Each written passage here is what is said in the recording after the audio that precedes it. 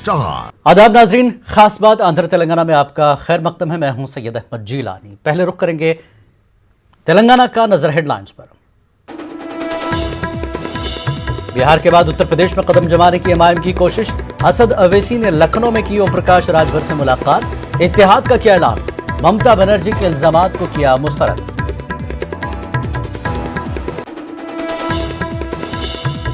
हैदराबाद में global digital hub का कयाम।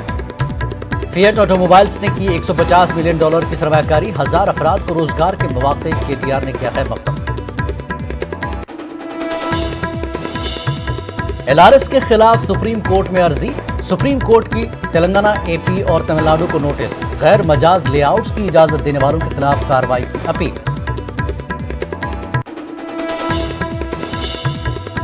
हैदराबाद में वनस्थलीपुरम के भवानी नगर में 334 डबल बेडरूम मकानात की गरीबों में तकसीम। केटीआर ने कहा, गरीबों के लिए मुफ्त में डबल बेडरूम मकानात तामीर कर रही है तेलंगाना सरकार। हैदराबाद के इलाके कारखाना में पुलिस स्टेशन की नई इमारत का वज़ीर दाखिला महमूद अली ने किया इफ्तिताह। कहा, तेलंगाना की फ्रेंडली पुलिस मुल्क भर में मिसाली।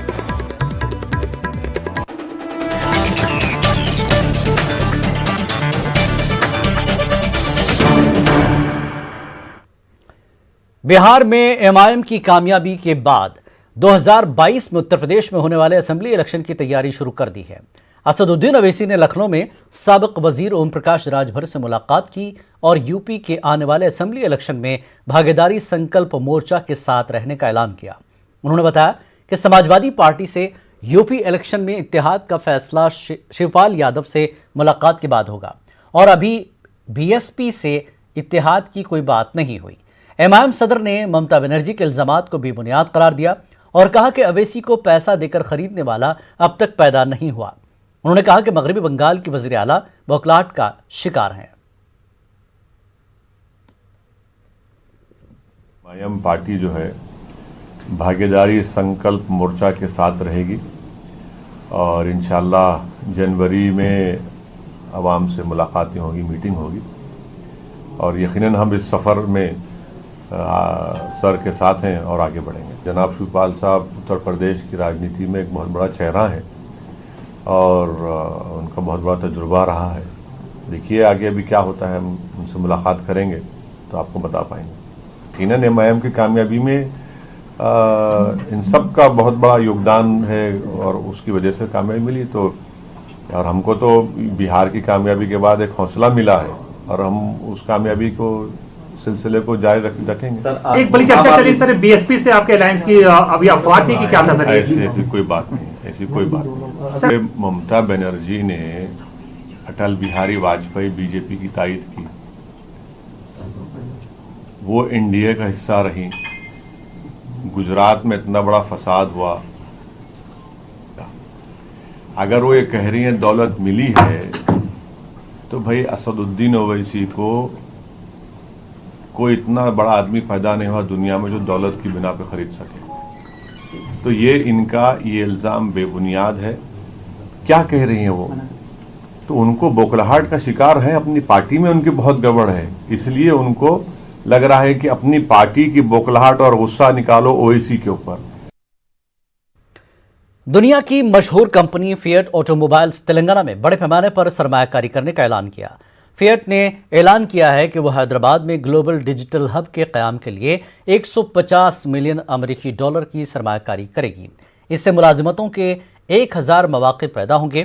Chief information officer FCA north America and Asia Pacific Mamta Chamarthi ने यह बात बताई। FCA ICT इंडिया को फिएट की ग्लोबल टीम के अटूट हिस्से के तौर पर चलाएगा। आने वाले वर्षों में नए सेंटर के जरिए हैदराबाद और उसके बाहर अपनी मौजूदगी को मजीद मुस्तहकम करेंगे। FCA डिजाइन्स, इंजीनियर्स, मैन्युफैक्चरर्स गाड़ियों को फरोख्त करेंगे। रियासत में पहले ही सरकर्दा कंपनियों अमेजॉन, गूगल, फेसबुक और एप्पल ने सरमायाकारी की है। Prospects, especially because India is just catching up with the electric vehicles phenomenon and there is a huge potential there.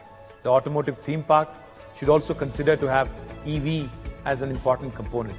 I thank the FCA for reposing the faith in our state and investing $150 million and creating 1,000 jobs in 2021. I'm pretty sure that you will reach your targets much sooner, and Hyderabad will figure into all your verticals, including engineering and manufacturing, and Hyderabad will become synonymous with FCA. We welcome FCA to the city of Hyderabad. You are now a big part of the community here, and our city is very cosmopolitan, and it makes sure that people from all cultures are felt welcomed here. Few of your employees must be relocating to Hyderabad, and let me personally welcome all of them to the city. Let me layout regularisation scheme के खिलाफ supreme court में अर्जी दाखिल की गई है। तेलंगाना के जंगांव से ताल्लुक रखने वाले जय सागर राव नामी शख्स ने मफाद आम्मा की अपनी अर्जी में इल्जाम लगाया कि तेलंगाना, एपी और तमिलनाडु में मुनासिब तज्जिए के बगैर इस स्कीम पर अमल किया जा रहा है। जस्टिस एल नागेश्वर राव की ज़ेर क़यादत एक से रुकनी बेंच ने इस मामले की समाअत की और अदालत ने इस मामले में तेलंगाना, एपी और तमिलनाडु को नोटिस जारी किए। अर्जी गुजार ने दावा किया कि LRS के जरिए गैर मजाज कब्जा करने वाले रियल एस्टेट एजेंट्स ओहदेदारों को इस स्कीम के जरिए बेकायदगियों का मौका हाथ लगा है। अर्जी गुजार ने कहा कि गैर मजाज कब्जों की वजह से ही कई मसाइल पैदा हुए और हैदराबाद, चेन्नई में सैलाब की सूरत हाल पैदा हुई। अर्जी गुजार ने अदालत से ख्वाहिश की कि गैर मजाज लेआउट्स की इजाज़त देने वालों के खिलाफ कार्रवाई की जाए।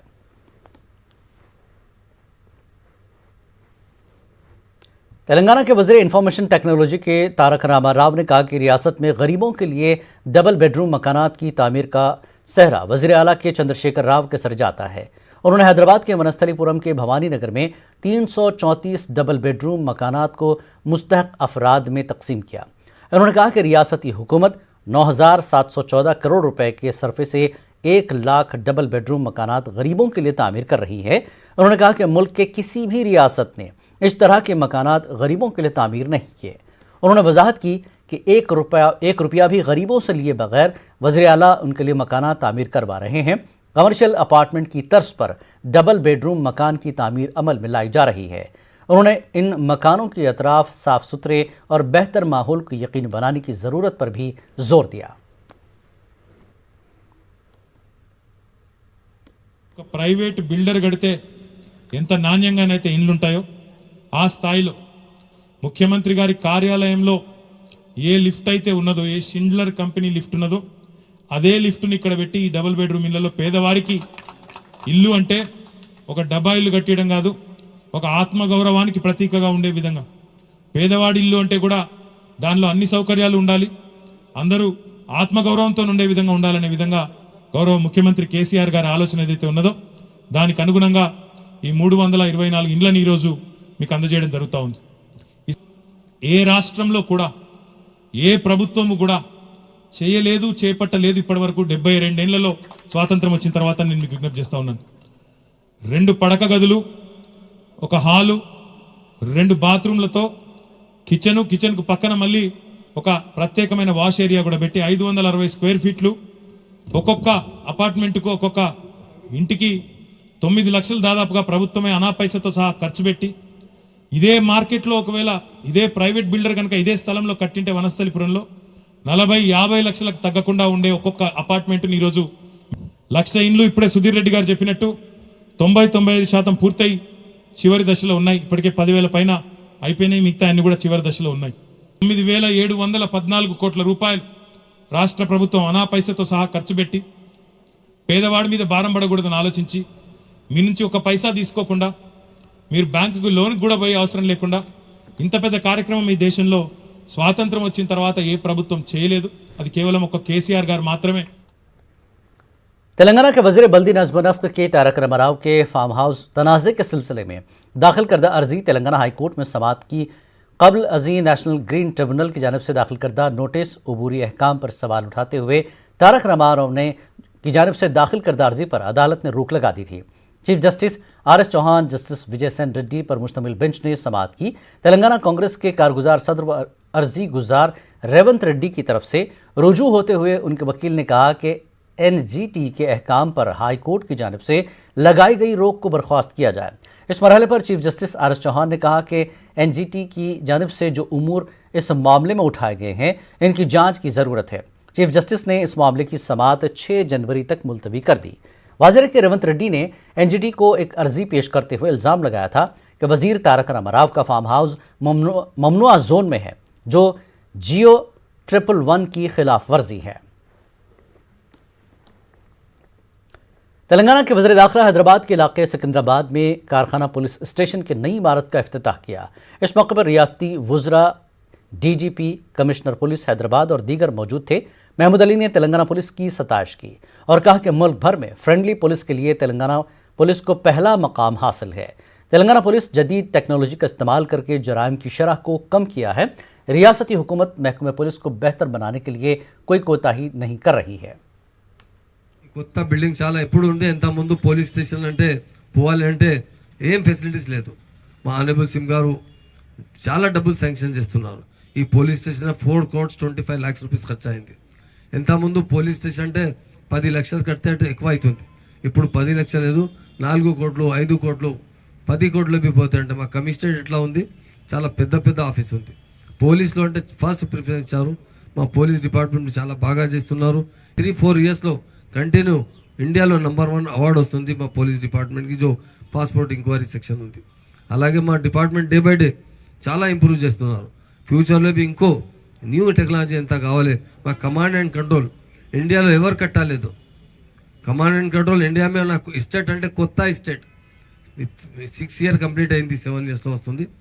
ఇక్కడ పాత స్టేట్ ఇండిపెండెన్స్ అయిన తర్వాత ఎవరు స్టేట్ ఉన్నారు ఆయన కమాండ్ అండ్ కంట్రోల్ కట్టలేదు. మా ఆనరబుల్ సీఎం గారు నియర్లీ 800 crore రూపాయలు ఖర్చు అవుతుంది. ఇండియాలో ఇది ఫస్ట్ కమాండ్ అండ్ కంట్రోల్ ఉంది. ఎంత 19 floor బిల్డింగ్ ఉంది, హెలిప్యాడ్ బి ఉంది పైనకి. ఆ కమాండ్ అండ్ కంట్రోల్తో చాలా మన డిపార్ట్మెంట్ లేకే అదర్ డిపార్ట్మెంట్ చాలా లాభం ఉంది. 100% పోలీస్ అంటే మీ ఫ్రెండ్లీ పోలీస్ ఉంది, మీ బ్రదర్ ఎట్లా ఉంది, మీ సిస్టర్ ఎట్లా ఉంది, పోలీస్ డిపార్ట్మెంట్ అట్లానే ఉంది. ఫ్రెండ్లీ పోలీస్ చేసినామంటే మన తెలంగాణ పోలీస్ ఉంది, హైదరాబాద్ పోలీస్ బాగా చేస్తున్నారు. అంటే మాకు రక్షకులే కాకుండా మాతో ఫ్రెండ్లీగా ఉంటారు అనేటువంటి ఆ కాన్సెప్ట్ రావడం, మరి డెఫినెట్గా రాబో కాలంలో కూడా పరస్పరం ఒకవైపున ప్రజల పోలీసుల సహకారంతో మన ప్రాంతాల అభివృద్ధి, ఈరోజు ఒక్క పోలీస్ డిపార్ట్మెంట్ అంటే వాళ్ళ యొక్క డ్యూటీసే కాకుండా ఈరోజు సోషల్ కార్యక్రమాలలో కూడా వాళ్ళు పార్టిసిపేట్ చేస్తూ ఉన్నారు. तेलंगाना कांग्रेस कमेटी के सदर का इंतखाब तेज हो गया है। कांग्रेस लीडर कोमट रेड्डी वेंकट रेड्डी ने आज दिल्ली में कांग्रेस सदर सोनिया गांधी से मुलाकात की। इस मौके पर तेलंगाना कांग्रेस उमूर इंचार्ज मानिक्यम टैगोर भी मौजूद थे। तेलंगाना कांग्रेस की सदारत के लिए कोमट रेड्डी, वेंकट रेड्डी और रेवंत रेड्डी के दरमियान मुकाबला देखा जा रहा है। रेवंत रेड्डी कांग्रेस हाईकमान से मुलाकात के लिए दिल्ली पहुंच गए हैं। समझा जा रहा है कि पार्टी हाईकमान दोनों में से एक को तेलंगाना कांग्रेस की बागडोर सौंपेगी। नीट में नुमाया कामयाबी हासिल करके MBBS में मुफ्त दाखिला हासिल करने वाली हैदराबाद की हिना मोहम्मदी बेगम की सिद्दीपेट फाउंडेशन की जानब से तहनीत पेश की गई। TRS लीडर और MLC फारूक हुसैन ने हिना के घर वाक़ चादर घाट पहुंचकर उन्हें और उनके वालिदैन की गुलपोशी की और साथ ही 52,000 रुपये का चेक हवाले किया। फारूक हुसैन ने हिना की सताइश की और आवाम को गुर्बत की वजह से तालीम के सिलसिले को तर्क न करने का मशवरा दिया। బీద కుటుంబంలో పుట్టినటువంటి హినా మొహమ్మదీ బేగం గారు ఏదైతే MBBSలో ర్యాంక్ తెచ్చి ఇవాళ 1,50,00,000 రూపాయలకు అమ్ముకున్నటువంటి MBBS సీటును సాధించిందంటే వాళ్ళ తండ్రిదండ్రుల అదృష్టం. ఈరోజు కుటుంబమే కాకుండా యావత్ తెలంగాణ బీద వాళ్ళందరూ ఆస్తి ఇది హినా మొహమ్మదీ బేగం. ఈరోజు అమ్మాయితోని కానీ వాళ్ళ తల్లిదండ్రులతో రిక్వెస్ట్ చేస్తా ఉన్నాను, 5 సంవత్సరాలు ఎలాంటి బాధ లేకుండా నాకు సంబంధించినటువంటి దోస్తులు ఎవరైతే ఉన్నారో కులాలకు అతీతంగా మతాలకు అతీతంగా అందరూ సహకారం చేసేందుకు తప్పకుండా ముందుకు వస్తారు. కానీ నాకు ఒకటే విషయం నేను చెప్తా ఉన్నాను, అది తెలంగాణలో ఏ బీద వాళ్ళు కానీ హిందూ ముస్లిం సిక్ ఈసాయి ఎవరైనా కానీ తప్పకుండా మీ పిల్లల్ని చదివించండి. నేను రిక్షా తొక్కేవాడిని, నేను హమాలి పని చేసేవాడిని, లేకపోతే వేరే। रसोई गैस की बढ़ाई गई कीमतों को कम करने की मांग करते हुए कांग्रेस के कारकुनों ने एहतजाज किया और गैस सिलेंडर की कीमतों में कमी करने की मांग की। एहतजाजियों ने खाली सिलेंडर के साथ हैदराबाद के इलाके बशीरबाग में एहतजाज किया और मरकजी हुकूमत के खिलाफ नारेबाजी की। 1 महीने में 2 मरतबा गैस की कीमतों में इजाफा करने की मजम्मत की। कोरोना और महंगाई से परेशान अवाम पर माली बोझ न डालने का मुतालबा किया।